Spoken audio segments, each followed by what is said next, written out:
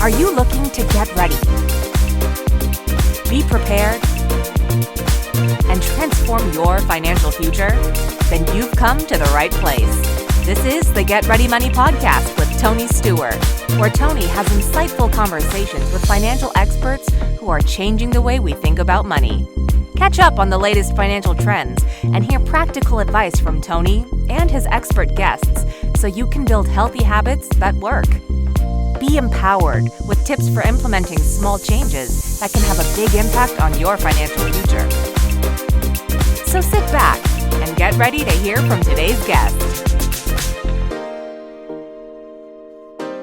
Welcome to the Get Ready Money podcast, changing the way we think about money. I'm pleased to be joined today by Shelby Nicholl. Shelby is the host of the Kick It Open podcast and founder of the Muriel Network. In this episode, we'll be discussing Shelby's insights on how we change the way we think about money and women. Shelby, welcome to the Get Ready Money podcast. Thanks for joining us today. Oh, thank you so much for having me. You know, I'm not often on this side of the mic, or if I had a mic on this side of the mic. So I appreciate you interviewing me. I'm usually the interviewer. Well, this will be fun. Well, looking forward to getting into this. So, to start out, tell us a little bit about yourself. What is your origin story? So I loved this question, Tony. And I grew up in a town of just 900 people in central Missouri. So my world growing up was small and community driven and super personal, right? Very middle class, very, kind of normal farming town. For those people who grew up in rural Missouri, I guess they would know it was normal. For those who are from cities, it's a 900-person town, right? It's very, very small. My first job out of college was at A.G. Edwards, though. So the old A.G. Edwards, prior to it becoming Wachovia and Wells Fargo, was very much a kind of a classic wirehouse feel. At least it seemed that way to me, even though we were based in the Midwest. And so here I was out of college, and I found myself crossing the parking lot to a fancy glass building. And, that building housed 5 times the number of people than who lived in my entire hometown. And that was kind of my introduction to financial services. And I've been around in the industry for most of my career. I had about a 25-year corporate career before I became an entrepreneur in 2020, I guess late 2022. So it's took the big leap at that point into entrepreneurship. And it's been just an incredible gift to have this level of freedom and autonomy and true joy with my work. That's awesome. And I grew up in San Francisco, so, definitely on the other side of the coin. Went to college in a smaller town, 18,000 people. So got a little feel, but that's still 18,000 is just magnitudes bigger than your own town. Yeah, 900 is tiny, tiny. And then, I did my my undergraduate at Mizzou, so University of Missouri Columbia, which is, I think, about 20,000 kids there these days. And then I did my MBA at WashU, which is about that too. But you never quite lose those small town roots. And I'm glad I didn't, but I definitely did not lose them. Oh, that's awesome. That's awesome. Well, let's talk a little bit about, your passion. Why are you passionate about helping financial advisors take agency over their careers? Yeah, so I think sometimes you teach what you couldn't do, I think is the old time phrase, right? And so in my corporate career, for me, I found myself often bending myself into different forms of myself in order to fit whatever my corporate leadership was. And so today I work with financial advisors to really help them take control of their businesses, whether that means that they're going to transition firms or they're going to go independent, start an RIA, or they're just optimizing their practice in some way. But what I really care about is people taking agency over their lives and feeling that autonomy and that ownership. When I think about financial advisors, I'm really passionate about the financial advisor owning his or her practice, having control over their work and their fees and their client relationships. And of course, I believe that success isn't just about AUM, it's about building a career that aligns with your values. And so I get really passionate about advisors taking agency because they're so needed. The American people need advisors so much. And yet so many of them are still sort of caught up in this corporate world where they're not able to serve their clients to the degree that they really want to. Yeah, and that makes me think of, your first job experience. I mean, the wirehouse is definitely the opposite of having autonomy. Is what kind of flipped the switch for you to the independent uh, mindset rather than the agency mindset? I mean, the wirehouse mindset. Yeah, I think it was my time at LPL Financial. So I spent a couple years at LPL.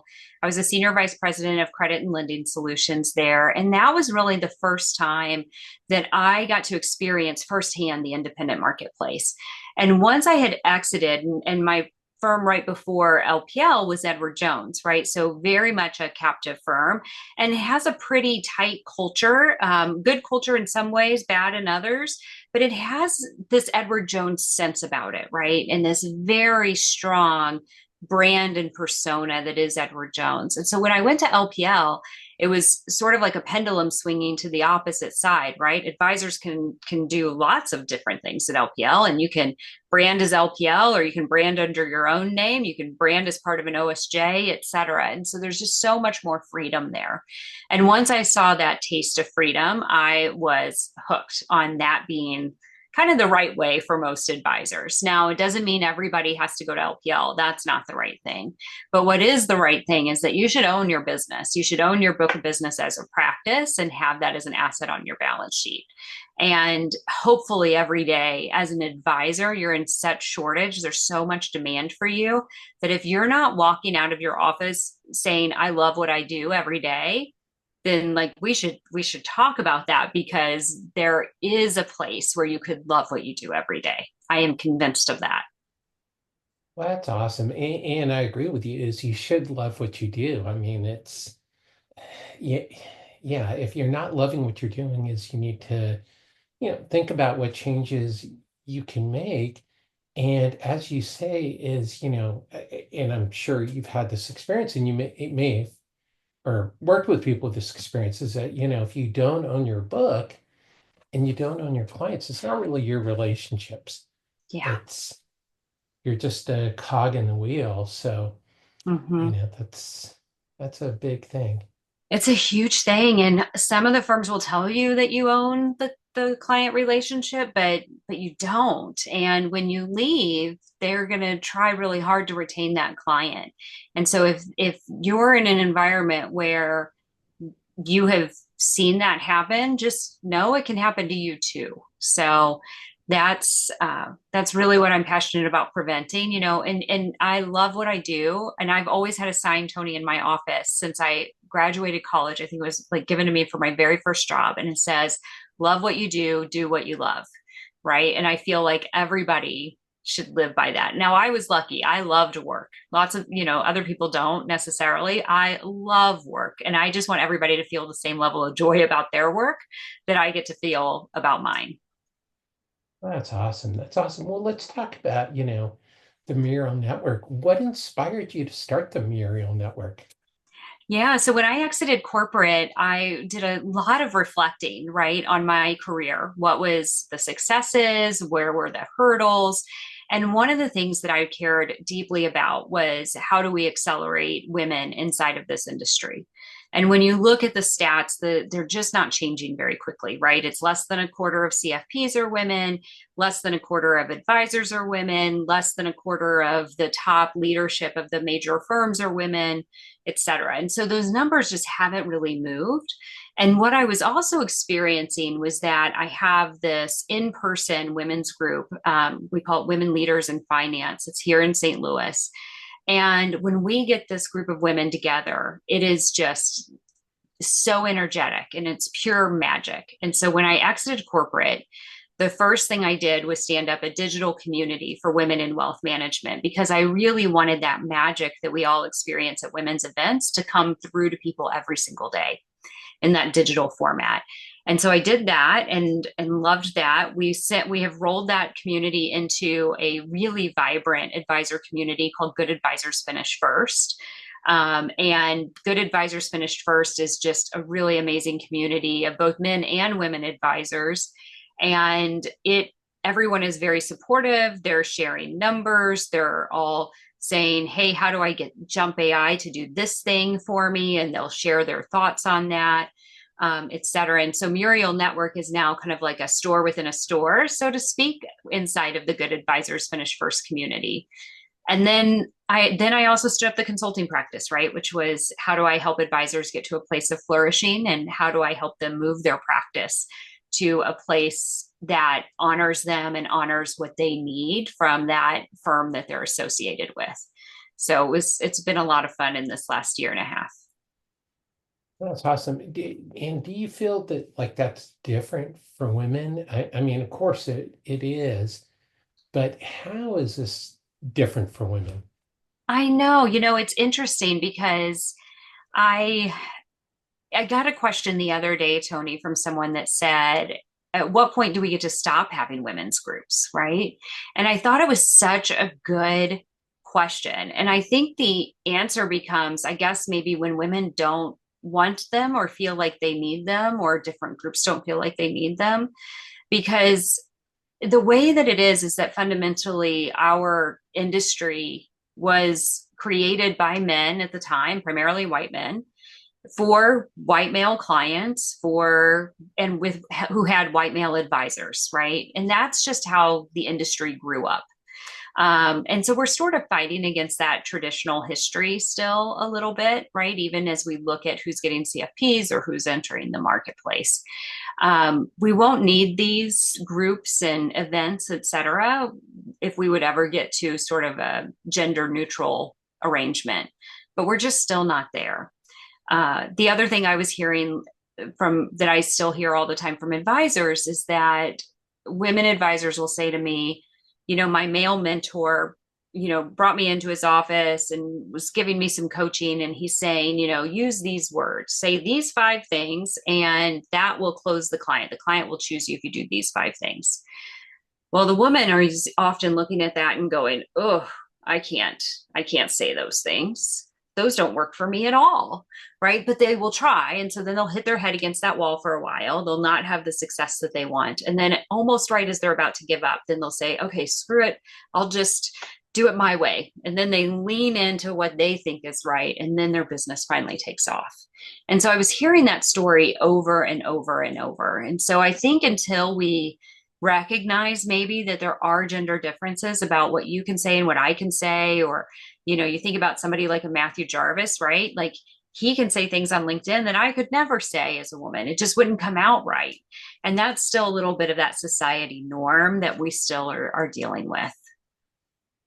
Definitely. And you're right, is the way the industry was constructed is, I was, talking about this on another episode, is like I came up in the life insurance business. And when I think back to some of those meetings, there were not a lot of women in the Right. room in Yeah. those places. And there was not a lot of other diversity. And I know in the personal finance space and I've had a lot of people on my show who are personal finance gurus, but are outside of financial services, especially women and women of color, have built up substantial communities of people who are interested in money, but who are, just, I don't know if I want to use the word ignored by traditional financial services. Financial service keeps going, well, how come, more women don't engage with us, or people of color? And it's like, well, like you said, is you do need to adapt a little bit, because every group has their own cultural or gender or whatever things that they're looking for in levels of comfort. Yeah, that's right. And it's hard because you do see a lot of advisor practices that are wanting to add women advisors right now in particular. And they sometimes will have a hard time, not every single one, but sometimes they'll have a hard time adding that woman, right? Or making that woman sort of successful inside of their organization. And we just have to recognize that we have to enable women to do it sort of their way a little bit. And then if you are a woman or a person of color and you're not happy in the environment you're in, don't leave the industry, right? That's like one of the things that happens is this great big fallout rate that we have in the industry. And I would say to them, don't fall out. Call somebody like me and let's find you another place where we can find you the right firm so that you can succeed. Because we need younger people, we need women, we need people of color, we need all of that diversity to enter the industry. Well, that's awesome. So that's great. And for everybody watching and listening, there will be links to get in touch with Shelby. So if this is inspiring you to reach out to Shelby, you'll be able to do so in the show notes. So that's great. So, let's talk about it. Why did you choose the name Muriel? Oh, I love this question. And the reason I chose the name Muriel is for Muriel Siebert.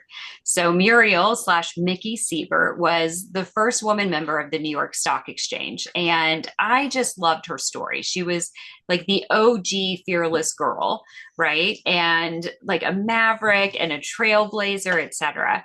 And then I also love this name because it actually means sparkling sea, is what the name Muriel means. And Muriel also reminded me, have you ever watched, Tony, that show Midge Maisel, The Marvelous Mrs. Oh, yeah, Maisel? yeah. Yeah, so I love that show. And I just think that the word Muriel kind of reminded me about Midge and Miriam. And so it all kind of came together, right? And I think of it as like somebody who wants a big sparkling life, right? And they know, and she knows herself, and we run headfirst into our ambitions. So that's why Muriel.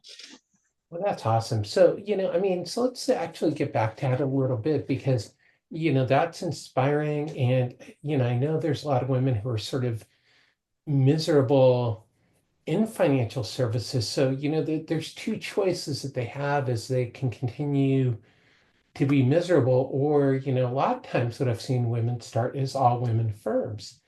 Yeah. Is, how, so when a woman's feeling that is, how do they know it's the right time to do it, to make a Yeah, change? I think that's such a personal question, right? Because making a move is not an easy feat, right? And there's a lot to consider. But if you are not happy as an advisor, then make a move because the industry needs you and you can be very successful in this industry if you're given the right conditions to do so. So let's find those. And if you're a woman, what I often hear from women is, I want to go to a woman-owned firm, or I want to start my own firm, etc. And I think starting your own firm, whether that's on the broker-dealer side, like at an LPL or Raymond James or wherever, or Smith Moore is another example that I really like in the Midwest.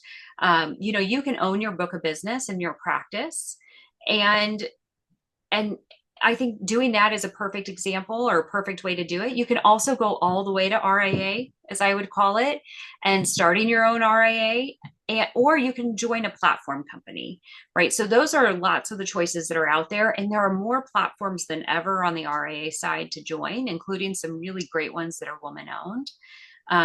And it's just about finding you the right fit. And so I work with my clients to look at three things. We look at your functional needs, like what's the tech you need, the investment platforms, the product suite, et cetera. Like what are those functional things you need? What's the financial need that you have? Do you want more money up front, or do you want longer term value at the time that you might sell your practice later? And then thirdly, we look at your personality needs, right? Like what is your desire for community? Do you want to be the big dog inside of that organization, or do you want to have people that are much larger than you that are there so you can learn from them? If you have really strong political views, like let's take that into account so that you find somewhere that you feel like you really belong, and where then you'll feel most comfortable and most authentic and then most ready to shine in the future. Well, I think authentic is an important word. I mean, sometimes people are using it in different ways, but I think authentic is clients relate to authentic. Yeah. They want people who are real. And I think women tend to cut through some of that BS, if you'll excuse, Mhm. my French is, they're not as always as interested, in the returns as Mhm. in the goals and accomplishing the goals. Yeah. So, with that in mind, let's put on the consumer hat just for a second, because there are a lot of people who watch and listen to the show who are consumers. So if you're a woman, is, what's the advantage of working with a female advisor, and how does that work in your mind? Yeah, and you don't have to always work for a with a woman advisor. Although, what I hear from female clients is that they appreciate working with a woman, that there's just fundamental questions that they wouldn't ask in the same way to a male advisor, or topics that they wouldn't talk about in the same way as they would with a male advisor, as they would with a female advisor. I think about even like healthcare as an example, right? Some of that can get a little bit sensitive. And we're seeing a lot in the news these days about things like perimenopause and menopause, but that's something you would probably talk to a female advisor about, but you might not talk to a male advisor about, right? Or maybe opening up about the tough dynamics in your families, with your children or your grandchildren and your children. And, there's just always family dynamics. And some women are just more comfortable talking with another woman about those things than they would be with a man. And then lastly, some of the data from New York Life Investments, they've done a lot of studying of male and female advisors and women clients. And one of the things that they've seen in their data is that women clients will often feel more confident about their involvement in the financial process when they're working with a woman advisor. So I think that's really interesting. But fundamentally, as if you're a female client, you just want someone who listens to you, asks good questions about what's happening in your life, and helps you look forward, and doesn't maybe parent you with your money, right? Like I would not want an advisor to just talk about my budget with me. I want to talk about the more strategic financial issues when it comes to my overall portfolio and my overall wealth. So hopefully your advisor isn't asking you, to stop going to Starbucks, but rather they're talking about the big picture of your money. That's awesome. And for the male advisors listening, I hope you picked something up there that might help you relate to your female clients. Because when we look at the stats, with the widows and divorcees, 70 to 90% will leave their male advisor and go to work with a female advisor. And, the big thing that I've also heard is that women oftentimes don't feel seen, which leads me to my next question. Considering that half the world's population roughly are women, why are women overlooked in the financial services area? I know, it's so funny. The thing that I hate more than anything else, Tony, is when people will tell me that my niche is women. Right? Like, women are not a niche market. We are half the population. Yeah. Working with women is not a niche. So, yeah, I mean, I think it comes out of that history of how the industry came up, and still those societal norms about financial decision making, or at least about assumed financial decision making, right? So I think that's still why they're overlooked. And by the way, it's not just the data says that it's not just women, or it's not just male advisors overlooking women clients. It can also happen when you're a woman advisor and you're working with a heterosexual couple. That woman advisor will often defer to the man too. Like, some of this is just societal structure, kind of long time learning that's almost ingrained in people. And we have to be really diligent about breaking those historical threads. That is really interesting. I hadn't heard that stat before. I mean, unfortunately, I'm not surprised. And this morning, a friend of mine on LinkedIn posted, sort of related, and she goes, thinking back about credit cards and the biggest mistake with credit cards, 50 years ago, I wouldn't have been able to get a credit card. Right. And it's like, wow, Yeah. I Yeah. don't even think about that. So, it's like there's definitely a lot of progress still to be made. Yeah, and then you think about, like, speaking of credit cards, there's still a lot of data on the algorithms that, you and I could have the exact same job and earnings history and payment history and all the same data, and I can put male on the application, or on the credit profile, and I'll have a higher credit score than as a woman would. And yet, like, it makes no sense, but it's just embedded in that data still. So there's just a lot of underlying structural norms that will take some time to undo. Yeah. Well, and that's something I think for everybody watching and listening is we can all make a little difference in how we think about this and how we talk about it. And just listening to this episode is making a difference in my mind, because hopefully it'll give you something, that may alter your mindset just a little bit, which is, we all do what we can. And Yeah, that's what's just that important. little turn of the wine bottle, right? I think is something Derek Kenny will sometimes talk about is, the Yeah. quarter turn. Like we're not talking about big changes. We're just talking about a little tiny turn, to one idea, for example, if you're a male advisor and you're working with female clients, I loved this idea I heard from other advisors was to have a meeting one time a year or a call where it's the female client and the advisor only. And it really Hmm. is the female client's ability to ask anything that she wants in that conversation. And so that can sometimes open up, because sometimes you also have clients that have an interesting relationship between the two of them.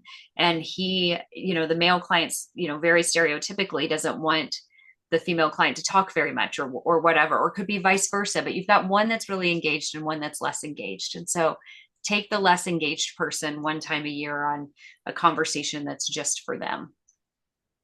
Definitely, definitely. And, and if you don't do that, just make sure you're addressing questions to both people, Yeah. because the person who's not talking doesn't necessarily mean that they're not engaged. Yeah. They're just not talking, and which means they're not really, well, yeah, engaged in a different way. They're not really feeling bought into the process. And that, I think, as an advisor for me, when I worked with couples, you're working with a couple, which means Yeah. both people.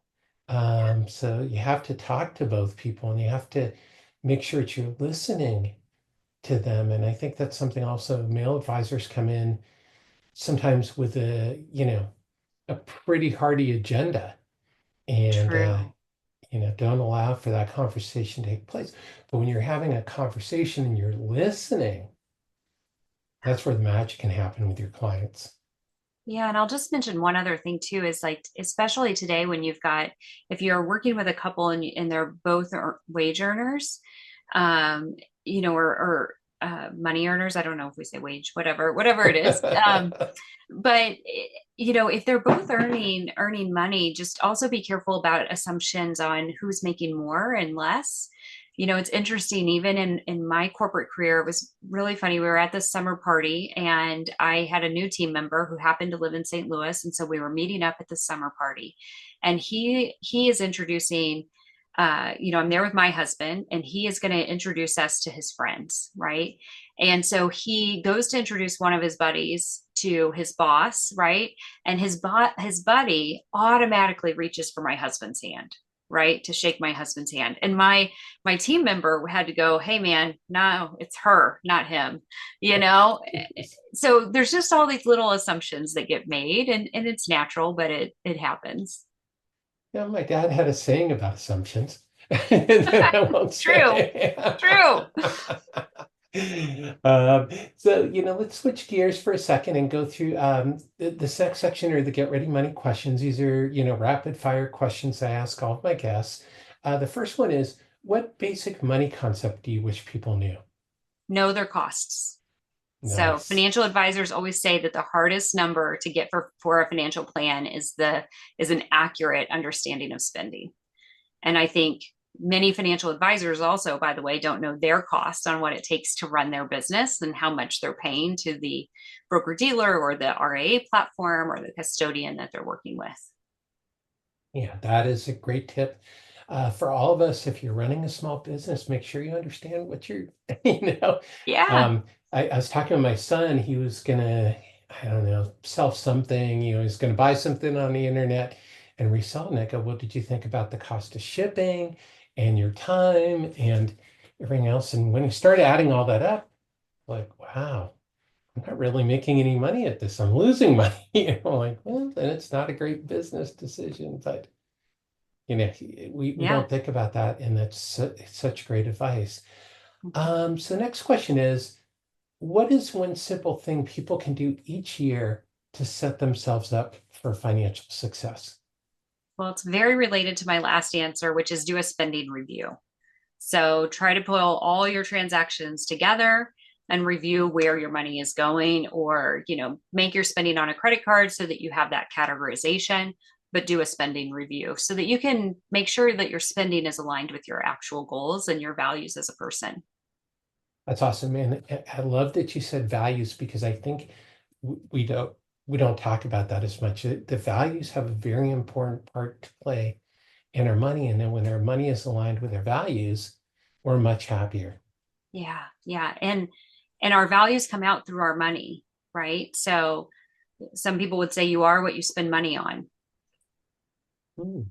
I like that, and it's true. And I do some work in uh, the charitable giving area, and that's very much about aligning your money with your values. Yeah. So what is one habit that people can change when it comes to their money? So I hate the word budget. In my world, there's nothing worse. I'm definitely a maximalist. I can be a bit of a spender myself. But I think regardless of like your wealth level, it's really about being intentional. So asking yourself, is my spending aligned with my goals? Am I getting enough value out of where my funds are being allocated to? And it's just really being intentional about money. Money is something that we're intentional about. It's not something that just happens to you. I like that. Money is not something that just happens to you. Um, I think I have to write that down. It's just not something that happens to you because I think that's so such a big part. And when we talk about especially men and women, is that women oftentimes, from what I've heard, is that they feel money is something that's happening to them and that they don't have that power. So I Yeah. think that's just so deep there. Yeah, we talked earlier about agency, right? It's all about owning your life, and money doesn't just happen to you. It is a tool in your life. And so let's align it. Let's take control over it. Um, let's have it reflect who you are. That's awesome. It should reflect who you are. I'm just making notes because this is all gold stuff. You reflect who you are. That's fantastic. Thanks, Shelby. So, what money myth are you trying to break? That it's impolite to talk about money. And I'm sure you've talked about this one in the past, but it's just such a myth that holds people back, especially women. So we should be talking about money with our friends. We should talk about what we're making, how we're investing, our estate planning, etc. If we're not talking about it, then we're not learning about it. And it just we can each influence each other's path. You know, one of my favorite stories is that about this topic is that one of my girlfriends and we were on a girls trip at a really wonderful spa a few years ago, and we had a really honest talk, the two of us, about how much we were making. And then afterwards, she had been thinking that she was feeling a little underpaid, and then afterwards she negotiated a 20% raise for herself, just because that conversation with me, I was so empowering to her and said, yeah, go get that. You should be making more. You're running this huge team. You're running millions of dollars in product for this corporation. Like, you should make more money. So, we just need to give each other sometimes those little pushes.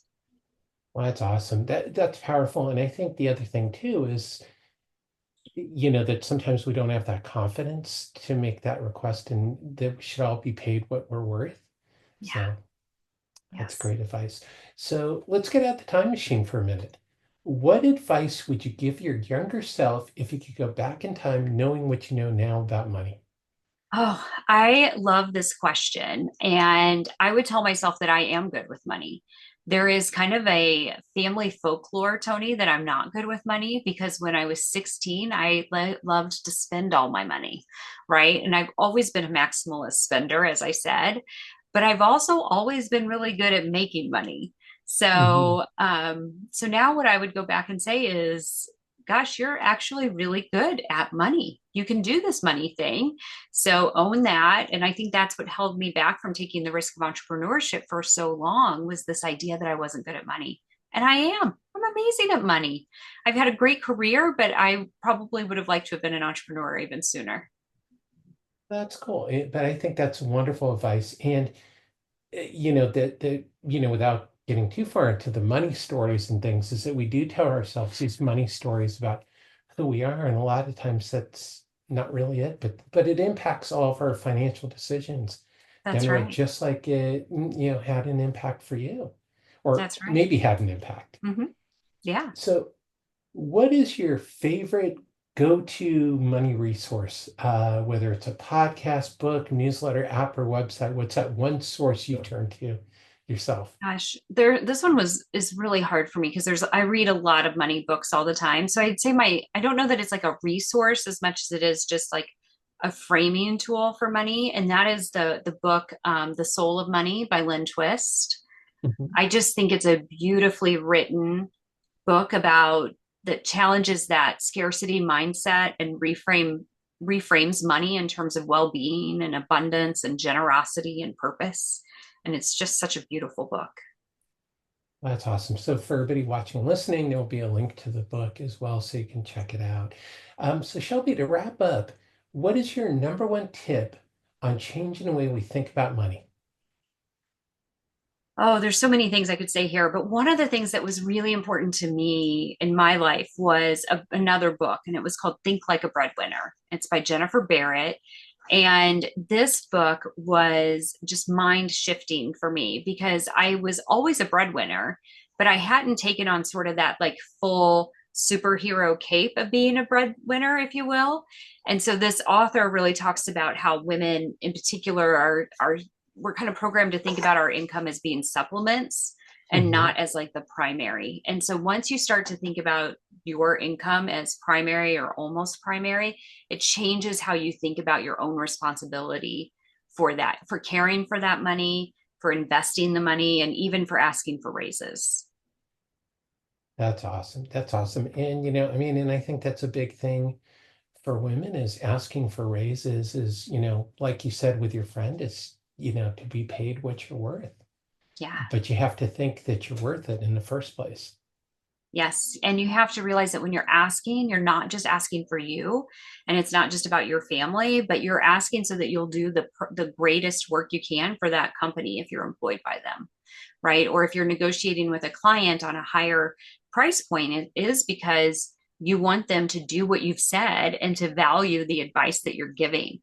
And so part of that price is sort of your own embedded confidence. You know that you're going to deliver value for them and that they're going to get value, but they have to trust you and have confidence. And part of that is pricing yourself high enough. That's awesome. That's awesome. So where can people find out more about you? Where do you hang out online? And where can they find out about the Muriel Network? Yeah, so they can find me certainly on LinkedIn. I'm also on Instagram at Be Like Muriel. I don't post there too often, so LinkedIn is definitely my primary source. And then my two company websites are murielconsulting.com and murielnetwork.com. And so look forward to any reach outs and would be happy to be a resource to any of your listeners, Tony. And this has just been an amazing conversation today. And so thank you. Well, thank you as well. Appreciate all your time and insights. And for everybody watching and listening, as always, there will be links to Shelby's websites and social media handles, so you can definitely get in touch with her. But yeah, this was an amazing conversation. I really appreciate it. Great insights today. Thank you so much for having me. And I guess just one last thing is like money isn't just numbers on a spreadsheet, right? It's choice and freedom and living in alignment with what matters for us. So hopefully that came across today. Yeah, it did without a doubt. Yeah, and just to go back to yourself, that it's what did you say again? Money is not just something that happens to you. Yeah. And I think that's so important. So I just wanted to go back to that because it was my favorite part of the show. So Ah, awesome. that sounds awesome. And thank you everyone as always for tuning in to this episode of the Get Ready Money podcast. If you learned something today, to change the way you think about money, please be sure to subscribe and to tell a friend. Until next time, let's change the way we think about money.